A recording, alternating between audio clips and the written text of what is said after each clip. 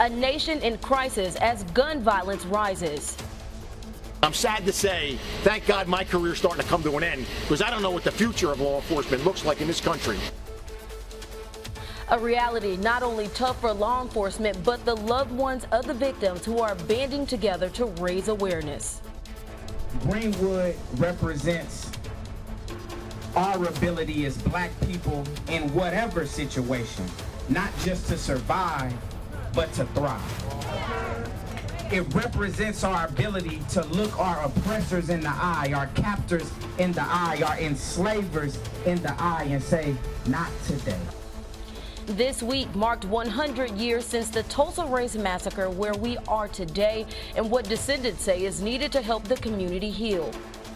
Plus, June marks Men's Mental Health Month, and one therapist breaks down how body insecurity can affect a man's mental health. BNC Live starts now.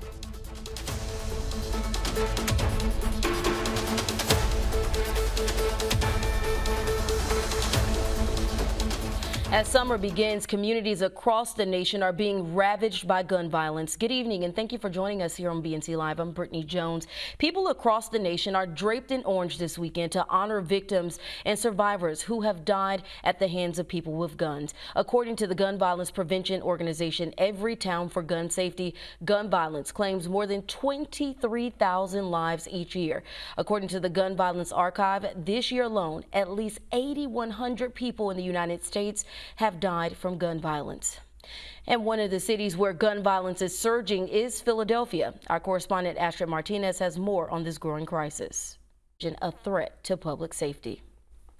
The nation continues to remember the lives lost in Tulsa, Oklahoma 100 years ago. More than 300 people were killed when an angry white mob burned the community to the ground. Tonight, we hear from a historian and a descendant on what was called the Black Wall Street.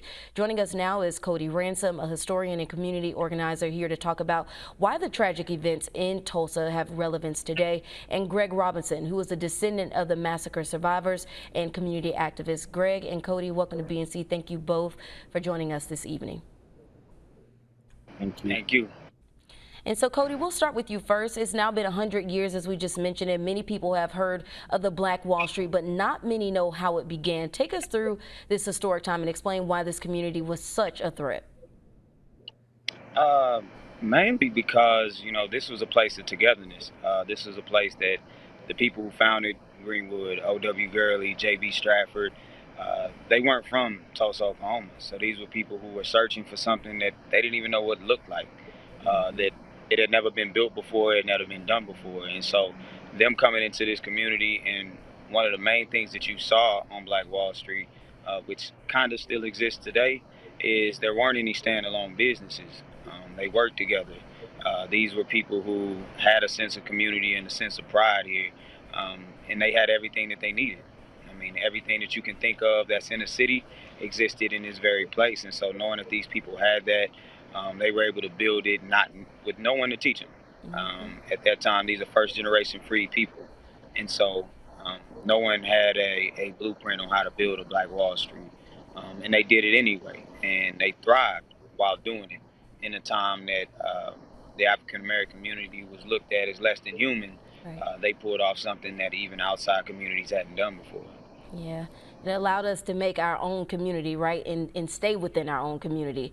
And so, Greg, I want to touch on this a little bit with you. You ran for Tulsa mayor back in 2020. As a descendant of the Tulsa Massacre, what plans have you worked on to help revitalize the community? Well, for myself and other descendants, this conversation starts with justice. We understand that long before myself or Cody or many that are on the front lines today, there were those like John Hope Franklin, there were those like Eddie Faye Gates and Representative Don Ross and Senator Maxine Horner, who fought to seek long overdue justice for the economic crimes as well as the violent crimes that occurred during those 2 days in 1921. Still today in the city of Tulsa, we are suffering from systemic oppression and from the just blatant racism that caused the massacre. Still today, there are tremendous gaps, not only in the education sphere, but also in housing and in criminal justice. And so I stepped forward as someone understanding that it was 100 years since this mark. Justice had not been done, and there hadn't been a real intentionality to really transform our city. I stepped up to say, I'm going to raise my voice and give our city hope that we don't have to live the way we have the past 100 years, that we can look for something better in the next 100 years. And, tag teaming with people like Cody Ransom and others in the community, I still believe that that's true.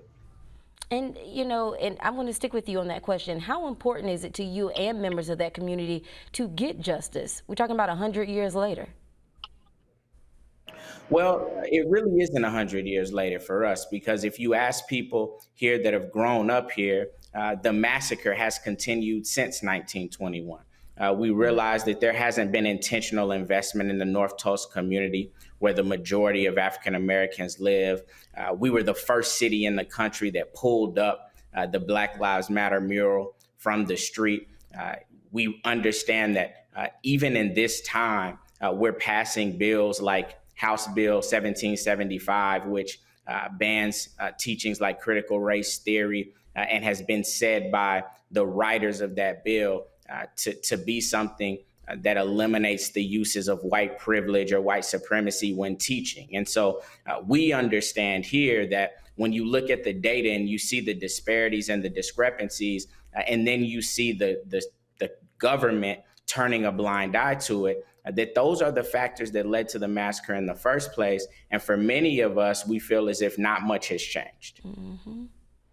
And Cody, survivors of the massacre in Tulsa never actually receive restitution. As he kind of just touched on, a reparations bill has been introduced into Congress that would make it easier for survivors to seek reparations. Explain why this bill is a very important step in helping this community heal. Because in the city that we're in, we've received a ton of tokens that really haven't done anything for not only the survivors, but the descendants of. As Greg touched on, North Tulsa is completely deprived. And when you look at the rest of the city, the development that happens in the city, and just knowing that Greenwood itself had 20 plus grocery stores, in the North Tulsa area has one quality grocery store that just recently opened. And so the importance of not only the survivors being able to receive just it's a sliver of what they would have already had. And so really all the people are demanding is to get at minimum what we had. And then we can talk about what we actually deserve. So the fact that the city is not even willing to, at the times, not even willing to give what these people had back to them in some way, shape, or form, that just kind of speaks to, where we are. And as Greg said, the massacre actually never stopped here. And Cody and Greg, before I let you go, Greg, I want to ask you this. We've seen throughout history where survivors of other massacres have received restitution for losses. In a lawsuit filed last year, Tulsa survivors mentioned payout to 9/11 survivors and Japanese internment camp survivors examples. What do you think about this when it comes to restitution or reparations for Black people? Why is it such a challenge for us?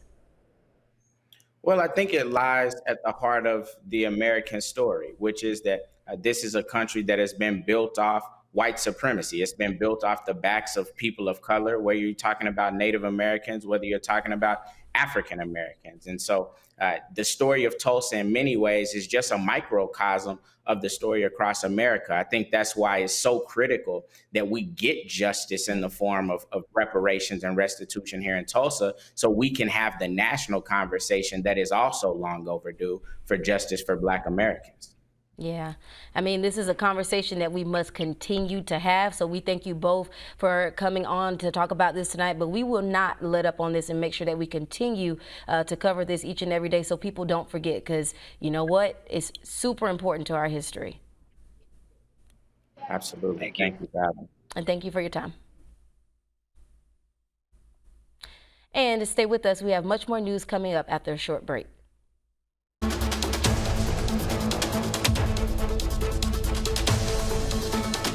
Summer break is approaching for many schools across the nation, and for those who are already out, we know parents are breathing a sigh of relief because it wasn't easy, folks, being a parent and the teacher during this pandemic. One father is with me now to highlight how Black fathers showed up for their students during virtual learning this year. Lionel Burton, welcome to BNC, and thank you for being with us. Thank you for having me. Of course. Well, kudos to you for being a great father and a Black father at that. So, Lionel, it's been a tough year for parents navigating this pandemic, and typically we'll hear the mom does everything, but fathers this year were also forced to step up to the plate. Tell us about how you handled virtual learning. It's just being there, just seeing her progress at, like, not being in the classroom, but her also progressing outside of the school building. And so talk about a little bit about what you had to do. I mean, this was something, an unprecedented situation. You know, people had never done this before, going into their homes and teaching their own kids and literally having to play teacher. What was that like for you? It was difficult, but it was a new experience for me because I only have one child. So it was also fun because she taught me, and I also got the experience like teaching her. Mm-hmm. And what's some of the things that you probably had to pull out some of your old math skills or something like that you remember from when you were younger? We play math games. The school gave her this. It's called the template. We do that. She wake up. Even on her even days out of school, she still get up. We go over certain stuff, like she read her books. Okay. Read to me. Well, that's awesome. Well, how was it specifically for you in DC? Your child happened to be in a classroom where most of the children are of color and taught by their dads. How was that? It was a fun experience. It was a life lesson, but it was a fun experience. Well, Lionel, I hate that we're having some technical issues with getting you, but again, congrats to you and happy early Father's Day to you, and shouts out to you for actually being able to be that parent and the teacher in the classroom. We thank you for your time. Tony? All right. Welcome back to BNC Live. Getting more Black men in tech, that's the goal of a brand new conference aiming to boost opportunities for Black men in the tech industry. It's an area where Black men struggle to advance in their careers. And the founder and creator of Black Men in Tech, Cam Ward, is with me now to tell us all about his conference. Cam, good evening and welcome to BNC. Thank you for having me. I really appreciate the opportunity. Of course, we're happy to have you too.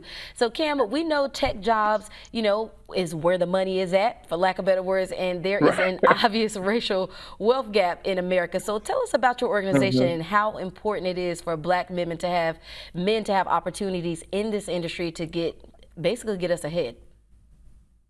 Right. So basically, in a nutshell, Black Men in Tech exists to create space to elevate the voice of the Black men in the tech space, as well as we want to be able to provide opportunity to the next generation of Black student leaders who are interested in tech through our philanthropic effort. So we exist solely to ensure that we educate and have access to spaces where others thrive in. Mm-hmm. And my producer just reminded me to say where the money resides is where the tech industry. So, Cam, talk about this a little bit. It's your first time doing this. What pushed you to create the Black Men in Tech Conference, and share with us any personal stories or experiences you've had or folks that have experienced trying to move up and it just didn't happen in the tech world? Yeah, I don't think we have enough time to share the stories, but I will tell you immediately, I started this conference because I wanted to be more than just successful. I wanted to be significant. And significant is about the legacy that we leave behind and what we leave for the next generation. How do we trailblaze? Yeah. Me being a Black man in tech, and also a diversity leader, I find very few individuals that look like me operating in this space. So I wanted to create this conference and this organization to ensure that others realize that, we're here to support, we're here to network, and we're here to create what I call the neighborhood, where it's a community of individuals thriving to be individuals that are very successful but have the same story. And that is so important. So what can we expect from the Black Men in Tech Conference? I see you've got some heavy hitters on the speaker list. Rapper 2 Chainz, Tristan Walker, former CEO of Procter & Gamble, Cortez Bryant, COO of Young Money Entertainment, the cream of the crop. Sounds like your attendees will get to learn from the best. Talk about that. Well, the reason we put this conference together and use these three as a keynote because we wanted to show that Black men walk in all different lives, meaning that there's no monolithic experience to the Black experience. And a Black man in tech could be your everyday guy, as well as your industry rapper, as well as your lead organization within PNC. And we didn't want to put anyone in a box. So what you can expect is 35 dynamic men and women, all in the tech space, ready and willing to impart gems on the audience so that they can be motivated to move forward. We have individuals like Isaac Hayes III, Fanbase CEO, Kevin Cowie, the One United Bank CEO, chairman, and founder.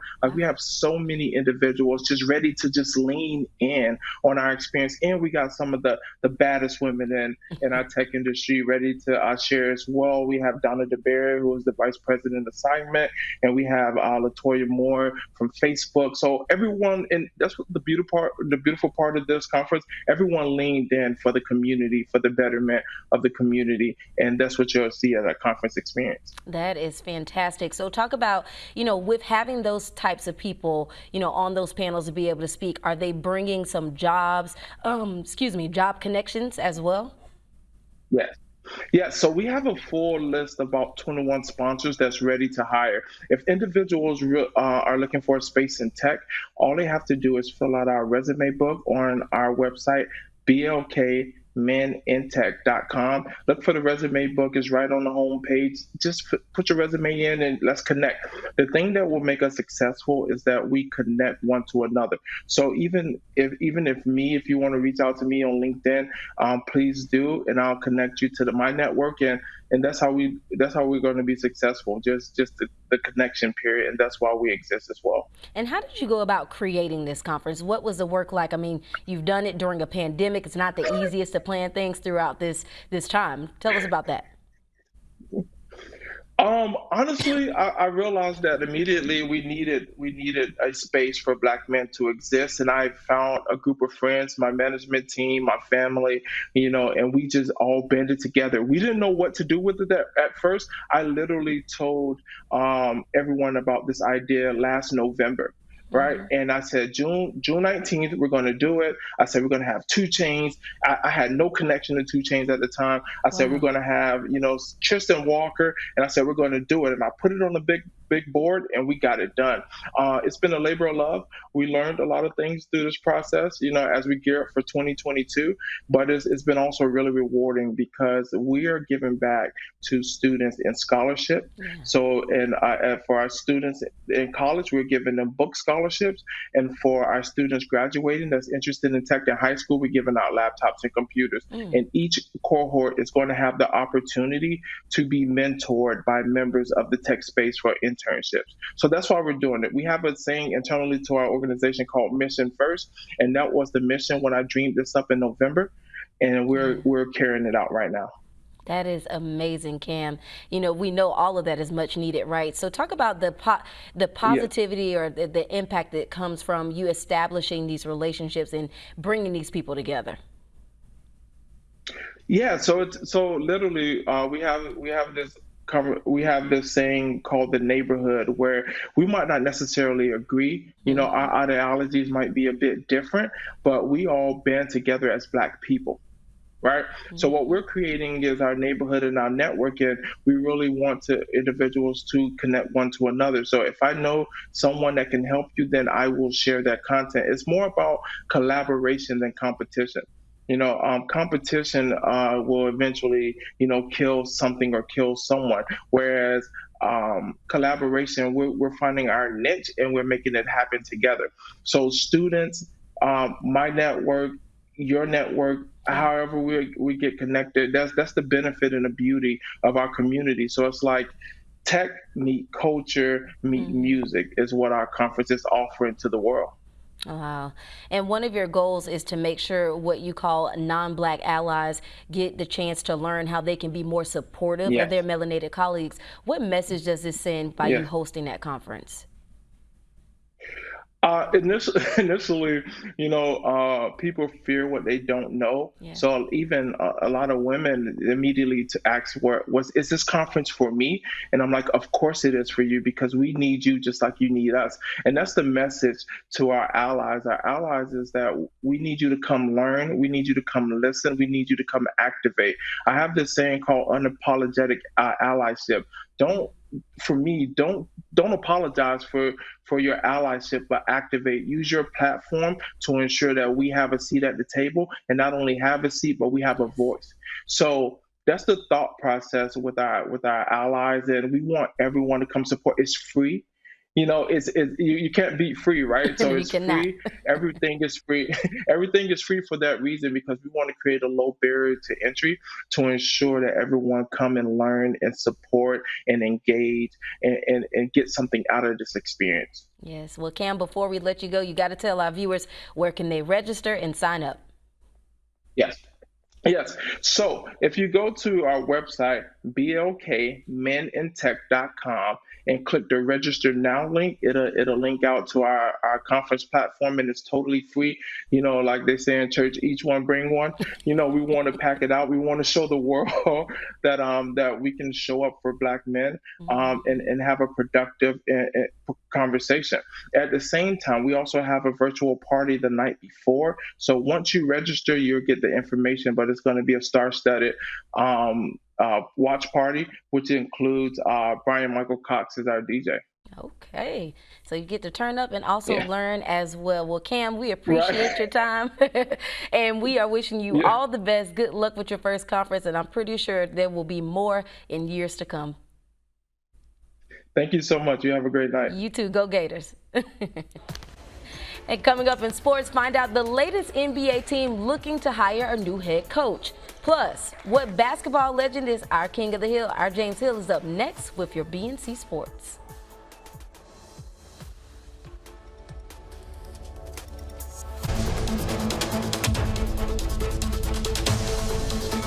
Welcome back. June is Men's Mental Health Month, and this month for Self-Care Saturday, we are highlighting a number of mental health issues that Black men face. Tonight, therapist Jalen Washington dives in on men facing body dysmorphia and how getting physically and mentally fit boosts men's mental health. Jalen Washington, thank you so much for joining us for Self-Care Saturday. We're happy to have you back. Thanks, for a pleasure to be back. I enjoy it. So, Jalen, we know mental health is a taboo subject for Black men, but with this being Men's Mental Health Month, talk about the importance of raising awareness to the issues that men face. Oh, absolutely. I mean, there are so many issues. I mean, especially right now, dealing with the post-pandemic-ish kind of time that we're in. For instance, Will Smith started this, body challenge, and it's really helping men become more vulnerable, talking about their issues and feats that they have, even with their image. Because a lot of times we'll face these, idealistic views or ideal body types and almost become ashamed to be as open and vulnerable with how it makes us feel. And I think it's a great step. It's a great way to look at something that men care about, being fitness and their image. And we're able to open the conversation about how we're feeling and what's going on. That's so true, because I mean, we saw people talking about that everywhere, right? So one of the things I want to focus on too is that, Mental Health America reports at least 6 million men in the U.S. suffer from depression. Obviously, so many things contribute to that, especially for our Black men, as you just mentioned. But let's discuss specifically body dysmorphia in men and how that impacts men's mental health. Talk about that. Oh, sure, absolutely. We run into this gambit of finding ways to cheat the look system, whether it's a new type of fitting t-shirt or pants. This way we fit this slender build and we're almost limiting ourselves. And so when we look in the mirror, a lot of times we expect to see, this chiseled, ripped person or this lovable, skinny guy, whatever it is. And we forget about the fact that life actually hits us. Sometimes it'll be a little bit of weight gain, maybe some acne or pimples, and we tend to compare more and more and more. So while we log on to social media, for instance, and we're seeing these athletes who are shirtless and tattoos, and you start to see the likes they get, and that reaffirming message from the public, almost as in this is what's desired. And that body dysmorphia is hard because a lot of times guys don't see the person that they really are. They might see themselves in extremes, whether it's they're extremely overweight or they're way too skinny. And they fit in so many meals in their day and so many routines and get quick systems because they want to fit this image that they feel as though people would rather see. And then they tend to compare themselves and become more upset about how they look. Yeah, and you touched on a very important subject because, I mean, we as women, we suffer from that too. You look at social media and you're like, oh my gosh, I need to look like the next top supermodel. So it does do something to you. And you touched on this a little bit early, you know, remembering Will Smith revealing his body during the pandemic. And it kind of started that wave of black men, you know, to standing there showing their stomachs and they're like, look at me, you know, expressing that they deal with body issues too. How does sharing these types of stories help boost confidence? Because that's what it's all about, right?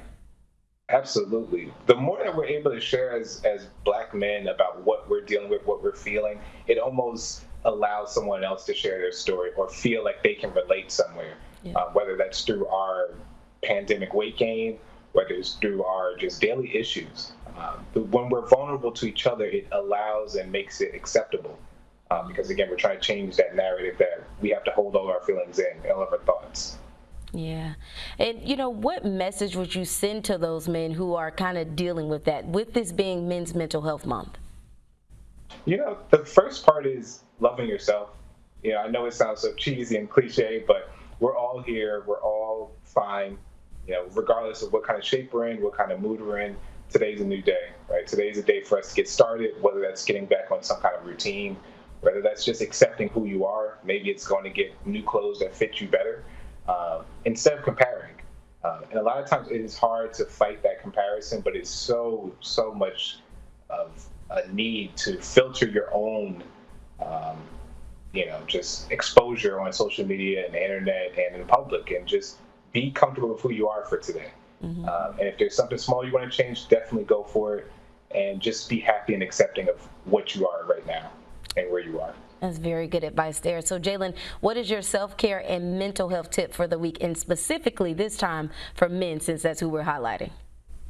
Oh, absolutely. I think right now my biggest tip is protecting that white space on your calendar. A lot of times we'll find ourselves adding more tasks and more duties to our calendars, to our to-do list, to our reminders, and not appreciating those small spots of freedom and breaks. Yeah. So definitely make sure you're protecting those white spaces on your calendar. Leave some open time to kind of just fluctuate and do whatever you want, and enjoy your time. Yeah, that's great advice for everybody to take. Jalen Washington, thank you so much for weighing in for us on this for Self-Care Saturday. Website, bnc.tv. Oh, we got what? Hot weather on one end, you got a bunch of rain on the other end. Yeah, it's summer, you know. You gotta get all that mixture in there, but that one system just won't move out the way. Won't move out the way. Just push it. Yeah, just push Let the it. weather guys work. All right, Tony. So Sony Pictures is expanding its Spider-Man team by adding a new She-Ra to the crew. Yes, Issa Rae, the star of HBO's comedy drama Insecure, is joining the cast of the 2018 Oscar-winning sequel Spider-Man Into the Spider-Verse. She'll play Jessica Drew, better known as Spider-Woman. Right now, plot details are being kept secret, but the sequel is scheduled to debut on October 7th of next year. The movie will still feature Shamik Moore and Hallie Steinfeld as Miles Morales, and aka Spider-Man and Spider-Gwen. Issa Rae to voice Spider-Woman in Spider-Man Into the Spider-Verse. Now I feel like I'm trying to say how many ways you can say spider. Spider. That's a web that you just created. Okay. But I mean, how cool is that? I mean, it Yeah. seems like I remember she set up that she had her vision board and all that stuff. So when is that another thing she had on there? Exactly. All right, well, that does it for this hour of BNC Live. But thank you for joining us. We will be back here with more BNC Live after the break with more news, weather, and sports. Stay with us.